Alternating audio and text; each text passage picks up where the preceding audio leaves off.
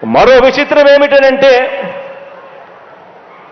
ఈ త్యాగరాజు గురించి, ఈ దత్తపుత్రుడు గురించి మరో విచిత్రం ఏమిటనంటే రియల్ లైఫ్లో ఈ పెద్ద మనిషి ఏ భార్యతోనూ ముచ్చటగా కనీసం 3-4 సంవత్సరాలైనా కూడా కాపురం చేసి ఉండడు. ఈ మ్యారేజ్ ఇస్తారు.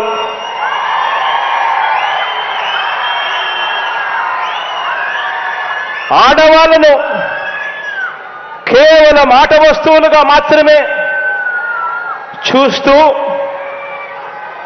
పెళ్లి అనే ఒక పవిత్ర వ్యవస్థను, పెళ్లి అనే ఒక పవిత్ర సాంప్రదాయాన్ని మంటగలుపుతూ 4 ఏళ్లకోసారి పెళ్లి చేసుకోవడం, మళ్ళీ విడాకులు ఇచ్చేసేయడం, మళ్ళీ పెళ్లి చేసుకోవడం, మళ్ళీ విడాకులు ఇచ్చేసేయడం, ఏకంగా కార్లను మార్చినట్టుగా భార్యలను మారుస్తా ఉన్న ఈ పెద్ద మనిషి 3 సంవత్సరాలకు 4 సంవత్సరాలకు భార్యలను మారుస్తా ఉన్న ఈ పెద్ద మనిషి ఇప్పటికే 3 భార్యలు అయిపోయారు అని అంటే ఆలోచన చేయమని అడుగుతా ఉన్నా. ఒక ముఖ్యమంత్రి స్థాయిలో ఉండి నువ్వు మాట్లాడాల్సిన మాటలేంటి, నువ్వు చెప్పే మాటలేంటి? ప్రతిసారి కూడా పవన్ కళ్యాణ్ పెళ్ళిళ్ళ గురించి ప్రస్తావిస్తూ ఏదో నీ అంతటి నువ్వు మురిసిపోతూ మాకు అర్థం కావట్లా. నీకు లేరని బాధపడుతున్నావా, లేదంటే పవన్ కళ్యాణ్ గారు చేసుకున్నారని బాధపడుతున్నావు? మాకు అర్థం కావట్లా. నువ్వు మాట్లాడే మాటలో నీ విధానం చూస్తుంటే మాకేమనిపిస్తుందంటే పవన్ కళ్యాణ్ అనే వ్యక్తి 3 పెళ్ళిళ్ళు చేసుకున్నాడు, నేను చేసుకోలేదని బాధపడుతున్నావు అని చెప్పి మాకు అనిపిస్తుంది. నీకేమైనా ఒప్పుకుంటే నువ్వు కూడా చేసుకోన్నా, ఏం పోయింది? ఇప్పుడు నీ వ్యక్తిగత జీవితంతో మాకేమో అవసరం, నువ్వు ఒకటే పెళ్లి చేసుకున్నావు కాదనట్లా. మరి రాష్ట్ర ప్రజలకు ఒరిగింది ఏముంది నువ్వు ఒక పెళ్లి చేసుకుంటేని? పోనీ పవన్ కళ్యాణ్ గారు 3 పెళ్ళిళ్ళు చేసుకున్నారు, దానివల్ల రాష్ట్ర ప్రజలకు వచ్చిన నష్టం ఏముంది? వ్యక్తిగత జీవితాలను తీసుకొచ్చి మన రాజకీయంగా ప్రస్తావించడం దేనికన్నా? ఆ మాత్రం ఇంగిత జ్ఞానం నీకు లేదా? అంటే పెళ్ళిళ్ళ గురించి పిల్లల గురించి మాట్లాడితే గొప్ప ఇది అనుకుంటున్నావా? మాట్లాడితే మహిళల పట్ల ఉన్న గౌరవం ఇదేనా? నాకు 2 ఆడపిల్లలు ఉన్నారు, మహిళల పట్ల మహిళలు అంటే ఆట వస్తువుల్లో చూస్తున్నారు, ఆట బొమ్మలో చూస్తున్నారని మాట్లాడుతున్నావు కదా. గవర్నమెంట్లో మాధవన్ ఎందుకు సస్పెండ్ చేయాలి నీ పార్టీ నుంచి? జిప్పు తీసి చూపించారు కదా, అప్పుడు కళ్ళకు అద్దుకున్నారా? అంబటి రాంబాబు 1-1.5 మాట్లాడిన వ్యక్తి మంత్రి పదవి ఎట్లా ఇచ్చావు? నువ్వు ఇవ్వకూడదు కదా, సస్పెండ్ చేయాలి కదా పార్టీలోంచి. నువ్వు ఇలాంటి కామాంధులు అందరూ పార్టీలో ఉన్నారు కదరా అని చెప్పేసి సస్పెండ్ చేయొద్దు. నువ్వు అవంతి శ్రీనివాస్ని ఏం చేసావు నువ్వు? అంటే మీ పార్టీలో ఉంటే పుణ్యాత్ములా లేగలగా? అవును, ఒకరి తర్వాత ఒకరిని చేసుకున్న వ్యక్తి, సరే ఆ విషయం పక్కన పెట్టండి. 3 పెళ్ళిళ్ళు చేసుకున్నాడు, సరే ఆయన టైం బాగోక ఆయన కర్మ, లేదంటే ఇంకోటో అనుకోవచ్చు, దాన్ని పక్కన పెట్టి మరి అక్రమ సంబంధాలు పెట్టుకున్న వ్యక్తులు అందరూ మీ పార్టీలోనే ఏడుతున్నారు కదా. అంబటి రాంబాబుని తీసుకో, లేదంటే గోరంట్ల మాధవన్ తీసుకో, లేదంటే 1-1.5 మన ఈడు అవంతి శ్రీనివాసు ఆయన తీసుకో. ఇలాంటి వాళ్ళు చాలామంది ఉన్నారు కదా నీ పార్టీలోని. వాళ్ళని సస్పెండ్ చేసిన తర్వాత కూడా నువ్వు మాట్లాడాల్సింది మహిళల భద్రత గురించి. నీకు అంత అపారమైన ప్రేమ ఉంటే, సాంప్రదాయాల పట్ల నీకు అంత అపారమైన ప్రేమ ఉంటే, ఏ రోజైనా కానీ తిరుమల తిరుపతి దేవస్థానానికి నీ భార్యను తీసుకుని వెళ్ళేవా? పట్టు వస్త్రాలు సమర్పించావు నువ్వు ఒకసారైనా కానీ? మన సాంప్రదాయాల గురించి అంత గొప్పగా వివరించే ప్రయత్నం చేసావు కదన్నా. నీ భార్యను తీసుకుని ఏ రోజైనా కానీ తిరుమల తిరుపతి దేవస్థానానికి వెళ్ళి పట్టు వస్త్రాలు స్వామివారికి సమర్పించేవా? ఎప్పుడు ఏకాకలాగా ఒకడే వెళ్తావు కదా, ఎప్పుడు కూడా. బహుశా సాంప్రదాయాలు చరిత్రలో ఇది ఫస్ట్ టైం అనుకుంటా ఒక ముఖ్యమంత్రి సింగిల్గా ఒక్కడే వెళ్ళిపోయి పట్టు వస్త్రాలు సమర్పించడం అనేది ఎక్కడ జరగదు కూడా. మరి ఆ రోజు నువ్వు ఎందుకు తీసుకెళ్ళవన్నా, మీ భార్యను ఎందుకు తీసుకెళ్ళవు కూడా? అంటే సాంప్రదాయాల గురించి మాట్లాడుతున్నావు కదా, మేము చెప్తున్నాం దానికి. నీకేదో మహిళల పని విపరీతమైన ప్రేమ ఉన్నట్టు అసెంబ్లీ సాక్షిగా చంద్రబాబు నాయుడు గారి భార్యను అవమానించినప్పుడు ఎక్కడికి పోయింది? ఆ రోజున అంబటి రాంబాబు నువ్వు ఖండించావా? లేదు. మీకెక్కడుంది అసలు మహిళల పట్ల గౌరవం గట్రా? మీకు ఏమైనా ఏడ్స్ వచ్చినాయా? ఈరోజు మీరు మాట్లాడతారా? నీ కింద ఉన్న నాయకుల చేత మాట్లాడిపించావంటే సరేలే అనుకోవచ్చులే. నువ్వెందుకు మాట్లాడుతున్నావు? ముఖ్యమంత్రి హోదాలో ఉన్నావు కదా నువ్వు. మనం ఏం చెప్పుకోవాలి? నేను అధికారంలోకి వచ్చిన తర్వాత పీకింది ఇదని చెప్పేసి పరిపాలనా విధానాల గురించి చెప్పి మనం ప్రజలు ఓట్లు అడుక్కోవాలి. ఏమైనా అడుక్కోవాలి? ప్రజల ఓట్లు నేను చేసింది ఇది రాష్ట్రానికి, నేను ముఖ్యమంత్రి అయిన తర్వాత ఈ పని చేశాను, దీనివల్ల 100 కుటుంబాలు బాగుపడ్డాయి, లేదంటే కొన్ని లక్షల మందికి ఉపాధి అవకాశాలు వచ్చినాయి, ఉద్యోగాలు వచ్చినాయి, వాళ్ళ జీవితంలో స్థిరపడ్డారు. మనం పట్టుబడి 10 మందిని చేయించున్నాం. నువ్వు వచ్చిన తర్వాత నువ్వు పట్టుబడి 10 మందిని ఉద్యోగాలకి వీళ్ళకి వచ్చిన ఉద్యోగాలు చెప్పలేం. మనం చెప్పగలుగుతామా? ఏదో మన ఏదో పీకు ఉద్ధరించేసినట్లాగా ప్రజలు పాడైపోతారు. ఇలాంటి వాళ్ళు రాజకీయాలు అంటే ప్రజలు పాడైపోతారు.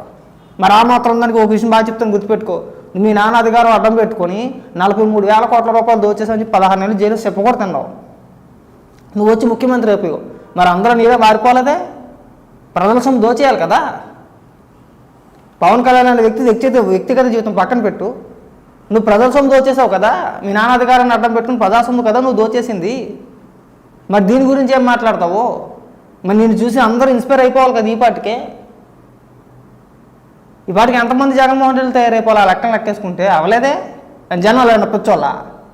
జనానికి తెలియదా? లేకపోతే ప్రతిసారి ఎప్పుడు సభ పెట్టినా మన పెళ్ళిళ్ళు పెళ్ళాలు అంటూ మాట్లాడుకుంటా పోతే రేపు అన్న రోజునకి రాజకీయాల విలువలు ఎక్కడ ఉంటాయన్నా? ఇవాళ నువ్వు ఉన్నావు, నువ్వు ముఖ్యమంత్రి హోదాలో ఉన్నావు కాబట్టి నువ్వు మాట్లాడుతున్నావు. రేపు పొద్దున్న నువ్వు ఓడిపోతే నీ పరిస్థితి. బహుశా ఎమ్మెల్యేగా వెళ్తే ఓకే, ఎమ్మెల్యేగా కూడా గెలవలేదనుకో, అప్పుడు నిన్ను ఇంతకంటే హీనంగా మాట్లాడతారు కదా. నీ కుటుంబ సభ్యుల గురించి కూడా మాట్లాడతారు కదా. నీ కుటుంబ సభ్యులు లేరా 2 పెళ్ళిళ్ళు 3 పెళ్ళిళ్ళు చేసుకున్న వ్యక్తులు? ఇవాళ వాళ్ళు రాజకీయాల్లోకి రాలేదా? రాజకీయాల్లో రాణించలేదా? మరి నీ చెల్లిని ఏ విధంగా వాడుకున్నావు? నువ్వు జైల్లో ఉన్నప్పుడు ఓదార్పు యాత్ర మీ చెల్లె గట్లా కంటిన్యూ చేసింది. అమ్మ నువ్వు చేయకూడదు, 2 పెళ్ళిళ్ళు చేసుకున్నావు, 2 పెళ్ళిళ్ళు చేసుకున్న వాళ్ళు రాజకీయాల్లోకి రాకూడదు, తిరగకూడదు, ఒకటే పెళ్లి చేసుకున్న వాళ్ళు తిరగాలని చెప్పి అనలేదే? అన్నావా నువ్వు? అనలేదు. ఆ తర్వాత 2019 ఎన్నికల ప్రచారం కూడా మీ చెల్లిని తీసుకొచ్చి ప్రచారం చేయించావు. కనీసం అప్పుడైనా చెప్పు ఉండాల్సింది కదా. మేము మాట్లాడితే పవన్ కళ్యాణ్ ఉద్దేశించి పెళ్ళిళ్ళ గురించి పిల్లల గురించి ప్రస్తావన తెస్తా ఉంటావమ్మా. 2 3 పెళ్ళిళ్ళు చేసుకున్న వాళ్ళు రాజకీయాలు ఉండకూడదని చెప్పని అంటూ ఉంటాము. నువ్వు 2 పెళ్ళిళ్ళు చేసుకున్నావు, రాజకీయాల గురించి మాట్లాడకూడదని చెప్పేసి నేను ఏ రోజని చెప్పావా? అడుగుతారన్న ఇలాగా? మన అవసరం ఉన్నప్పుడు ఒకలాగా, మన అవసరం తీరుపులో ఒకలాగా మాట్లాడకూడదని చెప్పి అడుగుతారు జనం.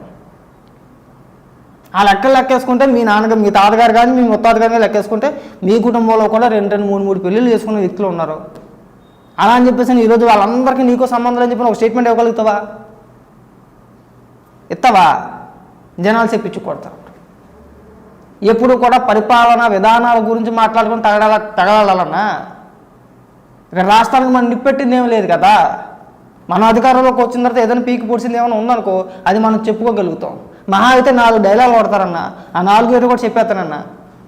2,60,000 ఉద్యోగాలు వచ్చేసాయి. ఏంట్రా అంటే నెలకు 5,000 రూపాయలు వాలంటీర్ ఉద్యోగం, అదొకటి. రెండోది అవ్వాదాతలకు నెల పింఛన్ ఇచ్చేస్తున్నాం. ఇది రెండో చెప్తాను మీరు. ఇది పింఛన్ అనేది మన రాష్ట్రంలోనే కాదన్న, పక్క రాష్ట్రాల్లో కూడా ఇస్తున్నారన్న. వాలంటీర్ వ్యవస్థ లేదన్న అక్కడ కూడా ఇస్తున్నారు. మూడోది ఏంటయ్యా అంటే అమ్మఒడి ఇచ్చేస్తున్నాం. నాలుగోది ఇంకోటి ఏదో చెప్తారు, అంతే. ఈ 4 ముఖ్యమంత్రి హోదాలో ఉండి అభివృద్ధి పరంగా ఏం చేసావు చెప్పమంటే 5 నిమిషాలు నువ్వు ప్రెస్ మీట్ పెట్టిన పాపాలు పోలా. ఇవాళ కూడా మనం చేయని వ్యాపారం లేదు. ఇంకా మనమే అమ్మేసుకోవాలా, గంజాయి మనమే అమ్మించేయాలా, అన్నీ అనమే. ఇంకా అనకూడదు కూడా. ఆ ఒక్క వ్యాపారం మినహాయించి అన్నీ మీరే చేస్తారన్న, అన్నీ మనకే వచ్చేయాలా. మనం చేసింది పట్టుమని చెప్పుకోలేం. అక్కడ ఏ రోజైనా కానీ ముఖ్యమంత్రి అయిన తర్వాత ఒక్క ప్రెస్ మీట్ పెట్టేవాళ్ళం మనం బతికెట్టుకుని ఒక్క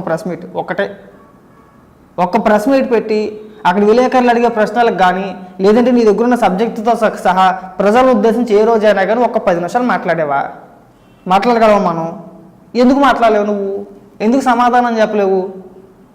అంటే విలేకరులు అందరూ వస్తే పరిపాలన గురించి అడుగుతారు, అభివృద్ధి గురించి అడుగుతారు, పరిశ్రమలు ఏం తీసుకొచ్చావయ్యా, పెట్టుబడులు ఏం తీసుకొచ్చావయ్యా, రాష్ట్రాన్ని నువ్వు చేసిన మేలేంటయ్యా, అమరావతి ఎందుకు కట్టలా పోయి ఇప్పుడు నువ్వు కడతాన్న 3 రాజ్యాలు ఏమైంది, పోలవరం ఏమైంది, ఇట్లన్నింటి గురించి అడుగుతారనే కదా నువ్వు ఇవాళ కూడా ఒక్క ప్రెస్ మీట్ కూడా పెట్టుకుంటూ ఉన్నావు. నువ్వు దేశ చరిత్రలో ముఖ్యమంత్రి అయిన తర్వాత ఏ ఒక్క ముఖ్యమంత్రి కూడా ప్రెస్ మీట్ పెట్టకుండా లేడు, నువ్వు తప్పితే. ఆ చరిత్ర బహుశా ఆ గంట కూడా నీకే దక్కుద్దేమో. ముఖ్యమంత్రి అయింది 4.5 ఏళ్ల వరకు కూడా ఒక్కడు కూడా ప్రెస్ మీట్ పెట్టలేదు. చూడను నువ్వు గ్రేటు. అంటే జనాలు పెంచాలన్నమాట. ఇక్కడ మనకేంటంటే అహంకారం. నాకు 150 సీట్లు ఇచ్చేసారు కదా జనం, నేను ఎవరికీ సమాధానం చెప్పవసరం లేదు, నేను ఎందుకు పెట్టాలి ప్రెస్ మీట్ అనే అహంకారం కదా. పరిపాలనా విధానం గురించి ఏ రోజైనా మాట్లాడేవు నువ్వు? ఏం మాట్లాడితే స్వాతంత్రం వచ్చిన తర్వాత నేను చేసాను. మరి మాటలు ఇప్పటిదాకా ప్రజలు అడుగుతున్నారు, నువ్వు రాకముందు వరకు కూడా. కూటికి గుడ్డకే మాకు లోటు లేకుండా అదే లోటుతో పాటు ప్రజలందరూ అడుగుతున్నారన్న నువ్వు వచ్చేంతవరకు కూడా. ఎలా మాట్లాడతాడంటే మైక్ ముందుకు రాగానే ఇంక జగన్మోహన్ రెడ్డి అనే వ్యక్తి అధికారంలో రాకముందు వరకు కూడా రాష్ట్ర ప్రజలందరూ కూడా అడుక్కు తినేవారు. అసలు వాళ్ళకి అన్నం అంటే ఏంటో తేలతో, అసలు గుడ్లు వేసుకోవడం అంటే ఏంటో తేలతో, బట్టలు లేకుండా తిరిగేవారు. నేను వచ్చిన తర్వాత అన్నం పెట్టాను, బట్టలు ఇచ్చాను, వేసుకుంటారా బాబు అని చెప్తున్నాడు. వ్యవస్థలు ఎప్పుడు నాశనం చేసేస్తానో చూడకూడదన్నా. మన బతుకులెట్టుకుని అంతసేపు కూడా ఆడి మీద పడి ఈడి మీద పడి ఆడమేమో మనకి. ఇంకా అంతకుమించి ఏమైనా తెలిసి వచ్చింది ఏమైనా ఉందా?